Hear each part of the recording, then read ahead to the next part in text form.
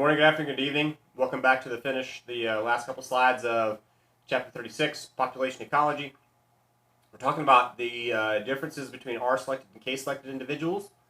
Remember that R-selected individuals are opportunists. They are able to make the most of an unstable environment. When there is a sudden boom in resources, they will have a sudden boom in population. Our opposite of R-selected is called K-selected. K-selected individuals, they're called equilibrial because they stay around that equilibrium. Equilibrium means that carrying capacity. They stay right around the environment's capability to support them. K-selected populations have very stable growth curves. And that growth curve is limited by that carrying capacity. They're relatively slow breeding organisms, which means they've got very long generation times. Generation time. What is a human generation time? A human generation time, well, about 20 years. Actually, it's closer to 25 now. But let's talk about the difference between 20 and 25. My grandparents, their generation time was probably about 20. My wife has a bunch of letters that she got from her great-grandmother. Love letters that were written to her by old boyfriends. And so these letters were written somewhere around World War I, somewhere around the 20s, give or take, before that. Around the 20s, so we're talking literally a century ago. One of the lines that sticks with me the most, and again, we're talking about a century ago, one of the lines that struck me the most was, "I wish you heaps, I wish you plenty, I wish you a husband before you're 20. Roughly a century ago, what was he wanting for her to have? By the time she was 20, he was hoping she had a husband, right? So if she's going to have a husband around 20, that means she's going to start having kids around 20.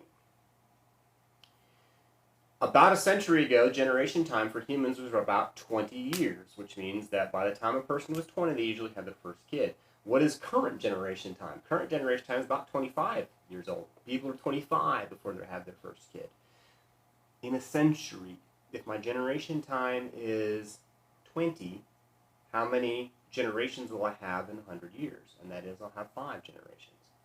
If my generation time is 25, now how many am I going to have in a century? I'm going to have 1 less generation. I'm only going to have 4 generations. That is population reduction, or rather that is a slowing of population growth. K-selected, they have much longer, much older first age of reproduction.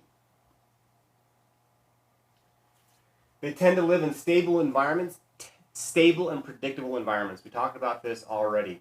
Why can they wait so long before they have kids? Because they can count on the resources to be there when they need them. R-selected can't do that because they live in unstable environments. And if they live in unstable environments, you have to make hay while the sun shines. The resources are here right now, so let's have babies right now. All right? That's R-selected. K-selected live in stable environments. It's okay. They'll be there tomorrow. There's more where that came from. That's what K-selected has.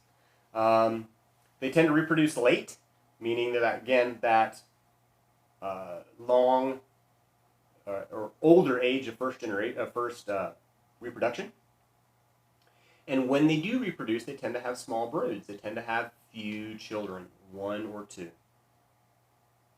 The offspring that they have tend to be large, and they mature slowly. Again, if I can count on the resources to be there, then the kid can develop at a slower rate, and therefore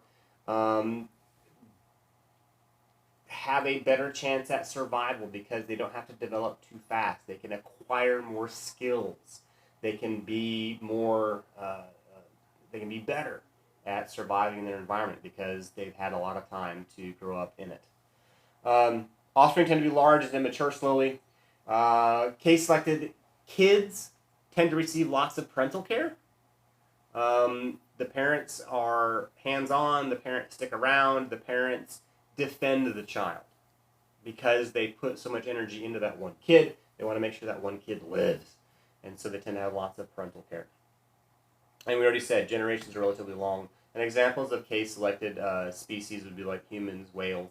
And mostly talking about the bigger mammals, not always. There are some other animals that are really big like this. But R-selected versus K-selected. Opportunists versus equilibrial species. Opportunists are able to take advantage of an unstable environment. Equilibrial populations are not able to take advantage of a boom in resources because they reproduce so slowly. They have very few kids. There's a long time between kids. There's a long time before that kid that was born is able to have kids of their own, long generation times. R and K selected. That's the end of Biology 2. Thanks for listening to me, and go wash your hands. Bye.